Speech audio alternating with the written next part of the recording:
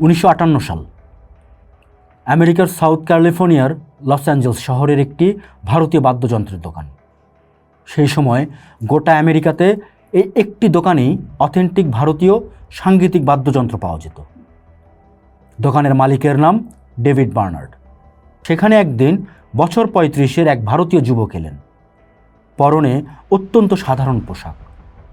বিক্রেতাদের তরফ থেকে কেউই বিশেষ আগ্রহ দেখালেন না তার প্রতি। নেহাত ভদ্রতার খাতিরে ক্রিস্টিনা নামের এক সেলস গার্ল এগিয়ে এলেন যুবকটির দিকে। যুবকটি সেতার দেখতে চাইলেন। ক্রিস্টিনা তাকে বহু সেতার দেখালেন। দেখতে দেখতে যুবকটি উঁচু তাকের উপর যত্নে সাজানো একটি সেতার দেখিয়ে বললেন, ওই সেতারটা যদি একটু দেখান। একে তো অনেক উঁচু সেলফের উপর রাখা, নামানো ঝামেলা, তার উপর অত্যন্ত দামি সেতার। ক্রিস্টিনা খুব একটা রাজি হলেন না, কিন্তু যুবকটির তখন শুধুমাত্র ওই সেতারটির দিকেই নজর। তার শুধু ওই সেতারটিই চাই। মালিক ডেভিড বার্নার্ড এগিয়ে এলেন। তার নির্দেশে সেতার নামানো হলো। ক্রিস্টিনা অবহেলা ভরে জানালেন, এই সেতারের নাম বস সেতার। যে কোনো সেতার বাদকের পক্ষে এই সেতার বাজানো সম্ভব নয়। খুব বড় বড় সঙ্গীতানুষ্ঠানেই এই ধরনের সেতার ব্যবহার করা হয়। যুবকটি তৎক্ষণাৎ জবাব দিলেন, আপনারা একে বস নামে জানতে পারেন। ভারতে এই সেতারকে সুরবাহার বলে। আচ্ছা, আমি কি এটা একবার বাজিয়ে দেখতে পারি? ডেভিড যুবকটির অনুরোধ রাখলেন।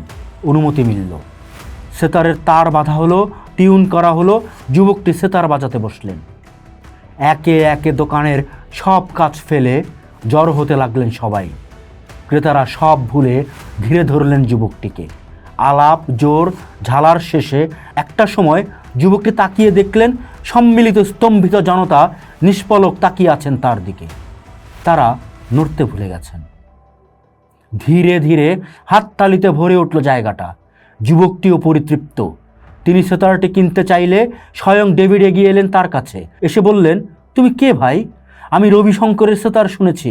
ওনার মতো সেতার কেউ বাজাতে পারেন না, কিন্তু তুমি রবিশঙ্করের চেয়ে কোনো অংশে কম নও। আমি তোমাকে বিক্রি করতে পারবো না। এই সেতার আমি তোমাকে উপহার দিলাম। সেতার নিয়ে বেরিয়ে আসার মুহূর্তে পথ আগলে দাঁড়ালেন ক্রিস্টিনা। তিনি বাষ্পরুদ্ধ গলায় বললেন, আমি তোমায় ভুল বুঝেছিলাম, কিন্তু তুমি সত্যিই এই সেতারের যোগ্য শিল্পী। তুমি তোমার দেশে ফিরে যাবে জানি, এটাও জানি আর কোনো দিন আমাদের দেখা হবে না। তাই এই শেষ মুহূর্তে আমার একটা অনুরোধ রাখো। এই $1 নোটের উপর তুমি নিজের নাম লিখে দিয়ে যাও, যাতে সেটা সারা জীবন আমার সাথে রাখতে পারি। যুবকটি অল্প হেসে ক্রিস্টিনার $1 নোটের উপর নিজের নাম লিখে দিলেন, সলিল চৌধুরী। 40-এর দশকের শেষ দিক। গণসঙ্গীতের জোয়ার বাংলায়। নতুন কয়েকটি গণসঙ্গীত নিয়ে হেমন্ত মুখোপাধ্যায়ের বাড়ি গেছেন গীতিকার ও সুরকার সলিল চৌধুরী। শুনে তারিফ করলেন হেমন্ত, কিন্তু বললেন, এইসব গান তো রেকর্ড করা যাবে না, অন্য গান থাকে তো দাও। কথা শুনে ফিরে আসছিলেন। সিঁড়ি বেয়ে নামতে নামতে হঠাৎ মনে হলো আর একটা গান শোনানো দরকার। আধখানা লেখা হয়েছে তখন অবধি। আবার উঠে গিয়ে কবিতার খাতা খুলে সুর শোনালেন। হেমন্তের কথায় আমি সঙ্গে সঙ্গে দেখলাম এক আশ্চর্য কীর্তি। বলা যায় সেই মুহূর্তে জন্ম নিল রবীন্দ্র পরবর্তী বাংলার সেরা কাব্যগীতি। কোনো এক গায়ের বধূর কথা তোমায় শোনাই, শোনো। সেদিন রাত্রে ফিরে এসেই বাকি অংশটা লিখে ফেললেন সলিল চৌধুরী। পূজার গানের রেকর্ড বেরোলো, বাকিটা ইতিহাস। এরপর হেমন্ত আর সলিলের ঝুলিতে একের পর এক সোনার গান, রানার পালকির গান, পথে এবার নামো সাথী, ধিতাং ধিতাং বলে আমায় প্রশ্ন করে নীল ধ্রুব তারা, শোনো কোনো একদিন। গান আর সুর নিয়েই জন্মেছিলেন সলিল চৌধুরী। পৃথিবী তাকে মনে রাখে তার সুরের জন্য, কিন্তু তার প্রতিভার স্ফুরণ ঘটেছিল নানা ধারায়। সেই অন্য দিকগুলো নিয়ে তেমন চর্চা হয় না। সুরকার সলিল চৌধুরীর প্রতিভার দীর্ঘ ছায়ায় বারবার ঢাকা পড়ে যান কবি সলিল, গল্পকার সলিল, চিত্রনাট্যকার সলিল। সুভাষ মুখোপাধ্যায় বলেছিলেন, আমরা তো অনেক রঙিন বিপ্লবের কবিতা লিখেছি, কিন্তু শপথ লিখে সলিল বুঝিয়ে দিয়েছিল ও কত বড় মাপের কবি। সেদিন রাত্রে সারা কাকদ্বীপ হরতাল হয়েছিল। তাই গ্রাম, নগর, মাঠ, পাথার, বন্দরে তৈরি হও। কার ঘরে জ্বলেনি দ্বীপ, চির আধার তৈরি হও। কার বাচ্চার জোটেনি দুধ, শুকনো মুখ তৈরি হও। ঘরে ঘরে ডাক পাঠাই, তৈরি হও, জোট বাঁধো। মাঠে কিষান, কলে মজুর, নওজোয়ান, জোট বাঁধো। পড়তে পড়তে সত্যিই তোলা লাগে মনে, যেন পৌঁছে যাই সেই সময়টায়। সলিল চৌধুরীকে অনেকেই বলতেন ইন্টেলেকচুয়াল কম্পোজার। গান লেখা, সুর করা আর অ্যারেঞ্জ করা, এই তিনটি কাজ একসঙ্গে তিনি করেছেন। তিনটিতেই তিনি শ্রেষ্ঠ। আশ্চর্য সব পরীক্ষা নিরীক্ষা করে গেছেন সুর নিয়ে, গায়ক গায়কীদের কণ্ঠ নিয়ে। একই গান হয়তো তিনটি ভাষায় গাওয়া হবে। মিউজিক কম্পোজ করার সময় সলিল তিনটি আলাদা অ্যারেঞ্জমেন্ট করতেন। বাংলা গানের সুরে হয়তো ফোকের ছোঁয়া, সেই একই গানের হিন্দি রূপান্তর হলো ভীষণ সিডাকটিভ। আবার সেটাই যখন মালায়ালম হচ্ছে, পাল্টে গিয়ে হলো সেখানকার মেছুনিদের লোকগান। তার প্রত্যেকটি গানের ইন্টারলিউড একেবারে একটা আলাদা গান। সলিলের আকর্ষণ সুরের জটিল বিন্যাসে। তার সুরের আরেক বৈশিষ্ট্য নোটেদের চলন। এই হয়তো রয়েছে তার সপ্তকের সাথে, এই নেমে এলো মধ্য সপ্তকের রেতে। সুরের এই জটিলতার জন্যই সলিলের প্রয়োজন ছিল অনুশীলিত গলার। সলিল চৌধুরীর সুরে লতা মঙ্গেশকর এমন কিছু গান গেয়েছিলেন যেগুলো বাংলা বা হিন্দি গানের অবয়ব বদলে দিয়েছিল। আবার হেমন্ত মুখোপাধ্যায়ের কণ্ঠ মাধুর্যের ও গলার টিম্বারের খুব ভক্ত ছিলেন তিনি। আর হেমন্ত মুখোপাধ্যায় যে কতটা অনুরাগী ছিলেন সলিল চৌধুরীর সুরের, তার প্রমাণ মেলে তার অকপট স্বীকারোক্তিতে, যখন বলেন, যাদের সুরে আমি গান গেয়েছি তাদের মধ্যে আমার গলাটিকে সব থেকে সার্থকভাবে ব্যবহার করেছে সলিল।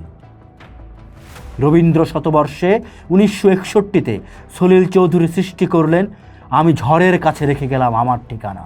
পরে বলেছেন, গানটাতে নিজের জীবনের ছোঁয়ায় একটু রাখতে চেয়েছি। যখনও বলছি আমি আবার কাঁদবো, হাসবো, এই জীবন জোয়ারে ভাসবো, আমি বজ্রের কাছে, মৃত্যুর কাছে রেখে যাব নিশানা। সলিল চৌধুরীর সুরে লতা মঙ্গেশকরের গলায় ও সাজনা বারখা বাহার আয় আজও জনপ্রিয়। বিমল রায়ের ছবি পরখের গান। কিন্তু কজনই বা জানেন এই ছবির গল্পটিও সলিলেরই লেখা। তার কলমের জোর এতটাই ছিল যে মুম্বাইয়ের মতো বিনোদন সর্বস্ব ফিল্ম জগতে দো বিঘা জমিন কিংবা পারখের মতো জীবনধর্মী কাহিনী ছবির পটভূমি হয়ে উঠেছিল। একটি হিন্দি ছবি পরিচালনাও করেছিলেন সলিল চৌধুরী। ছবির নাম পিঞ্জর কে পাঞ্ছি। অভিনয়ে ছিলেন মেহমুদ আর মীনা কুমারী। সেবার আর একটি গান তৈরি করা হয়। পিকচারাইজেশনও শেষ, বিশিষ্ট কিছু মানুষের জন্য স্পেশাল স্ক্রিনিং হচ্ছে। ছবি শেষে সচিন দেব বর্মন এগিয়ে এসে বিমল রায়কে বললেন, সলিলের এই গানগুলান ইতিহাস হইব, দেখা রাখেন। ছবিটি মধুমতি। এর পরের ঘটনা সকলেরই জানা। সুপার ডুপার হিট হয়েছিল মধুমতির গান। বিমল রায় বলতেন, সলিলের সুর তো ছবি আঁকে। সে সময় বিমল রায় সহকারে ছিলেন গুলজার। তিনি বলেছিলেন, সলিলদার লেখা বড়ই সিনেমাটিক। আসলে গল্প বলার একটা অসামান্য দক্ষতা ছিল ওর। কখনো তার প্রকাশ হতো গানের কথায়, আবার কখনো বা গল্পে, কবিতায়। এ ব্যাপারে সলিল চৌধুরী এক সাক্ষাৎকারে নিজে বলেছিলেন, আমি জানি না কোনটা নিয়ে চলব, কবিতা, গল্প লেখা, অর্কেস্ট্রেশন না ফিল্মের গান কম্পোজ করা। ক্রিয়েটিভিটি নিয়েই আমার কাজ। যখন যেটা সেই মুহূর্তটায় বা আমার মানসিক অবস্থার সঙ্গে খাপ খায় সেটা নিয়েই মূলত কাজ করি। 1953 সালে বিমল রায় পরিচালিত দো বিঘা জমিন চলচ্চিত্রে সঙ্গীত পরিচালক হিসেবে হিন্দি চলচ্চিত্রে অভিষেক ঘটে সলিল চৌধুরীর ছোট গল্প রিক্সাওয়ালা অবলম্বনে এই চলচ্চিত্র নির্মিত হয়। এই চলচ্চিত্র তার কর্মজীবনে যোগ করে নতুন মাত্রা। এটি প্রথমে ফিল্মফেয়ার সেরা চলচ্চিত্র পুরস্কার এবং পরে ফ্রান্সের কান চলচ্চিত্র উৎসবে আন্তর্জাতিক পুরস্কার জিতে নেয়। বাংলা ও হিন্দি চলচ্চিত্রে 20 বছর কাজ করার পরে সলিল চৌধুরী 1964 সালে চিনমিন দিয়ে প্রবেশ করেন মালায়ালম চলচ্চিত্রে। চলচ্চিত্রটি সফলতার মুখ না দেখলেও তার মালায়ালম গানগুলো পেয়েছিল দারুণ জনপ্রিয়তা। প্রায় ৭৫টির বেশি হিন্দি চলচ্চিত্র, ৪০টির বেশি বাংলা চলচ্চিত্র, প্রায় ২৬টি মালায়ালম চলচ্চিত্র এবং বেশ কিছু মারাঠি, তামিল, তেলেগু, কান্নাড়া, গুজরাটি ও উড়িয়া এবং অসমিয়া চলচ্চিত্রে সঙ্গীত পরিচালনা করেন তিনি। সলিল চৌধুরীর সঙ্গীতে লক্ষ্য করা যায় পশ্চিমা এবং ভারতীয় উচ্চাঙ্গ সঙ্গীতের সমান মিশ্রণ। তার পাশ্চাত্য উচ্চাঙ্গ সঙ্গীতের সরাসরি অভিযোজনগুলোর মধ্যে উল্লেখযোগ্য হচ্ছে ছায়া চলচ্চিত্রে মোজার্টের সিম্ফনি নং 40 উপর ভিত্তি করে ইতনা না মুঝে তু প্যার বারা, অন্নদাতা চলচ্চিত্রে চোপিনের কাজের উপর ভিত্তি করে রাতও কি সায়ে ঘানে ইত্যাদি। গানের জগতের জাদুকর তিনি। প্রাচ্য ও পাশ্চাত্য সঙ্গীত নিয়ে অকাতরে নাড়াচাড়া করে তার সার্থক যুগলবন্দি ঘটিয়ে পৃথিবীর যে কোনো দেশের মানুষকে মন্ত্রমুগ্ধ করতে একমাত্র তিনিই তো পারতেন। অথচ সলিল চৌধুরীর মতো একজন জিনিয়াস গীতিকার সুরকার সেই অর্থে কোনো রাজ্য বা রাষ্ট্রীয় স্তরের সম্মান পাননি। অসম্ভব পজিটিভ ছিল তার দৃষ্টি, মন, আবেগ। হেসে বলেছেন, আমার কোনো খেদ নেই জানো, গান আমাকে বিশ্বজুড়ে ভালোবাসা পাইয়ে দিয়েছে, কত কিছুই পাইনি, শেষে সব ভুলে যাই যখন কেউ আমার গান শুনে বলে আপনি চোখে পানি নিয়ে এসেছেন। আমি কোথাকার কে ভাই, ঈশ্বরের যিনি বরপুত্র সেই মোজার্ট সারা জীবন কি পেয়েছিলেন? বঞ্চনা, বঞ্চনা আর বঞ্চনা।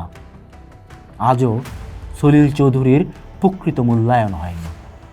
তার অসামান্য সৃষ্টির মধ্য দিয়ে যে পরিপূর্ণ শিল্প সত্তার ছোঁয়া তিনি রেখে গেছেন, উত্তরসূরিদের জন্য যথার্থভাবে তার সংরক্ষণ করা দরকার। তার সব গান ছিল মানুষের জন্য, মানবতার জন্য। নাইবা রইল বড় মাপের কোনো পুরস্কারের তকমা। মানুষের হৃদয়ে তিনি অবিনশ্বর, মানুষের ভালোবাসায় তিনি অবিস্মরণীয়। তার নিজের কথায়, I want to create a style which shall transcend a border, a genre which is empathetic and polished but never predictable. তিনি গেয়েছিলেন, ও আলোর পথের যাত্রী, এই যে রাত্রি এখানে থেমো না, যেন এই সময়ের কথাই বলেছেন তিনি সেই সময়ে দাঁড়িয়ে। মানুষের যুগ বদলের আহ্বান শুনেছিলেন নিজে, করেছিলেন গানে সুরে, লিখেছেন আহ্বান, শোনো আহ্বান, আসে মাঠ ঘাট বন পেরিয়ে, দুস্তর বাধা প্রস্তর ঠেলে বন্যার মতো বেরিয়ে। তিনি যেন এমনই বন্যার মতন নতুন পলি এনেছিলেন সঙ্গীতে, সুরে, সৃষ্টিতে। মানুষের নতুন দিনের বার্তা দিতে চেয়েছিলেন তিনি সঙ্গীত স্রষ্টা সলিল চৌধুরী। আজ 5 সেপ্টেম্বর, আজ সলিল চৌধুরীর মৃত্যুদিন। পোস্ট দেখুন, ভাবুন, করুন, থাকুন পোস্টের সাথেই।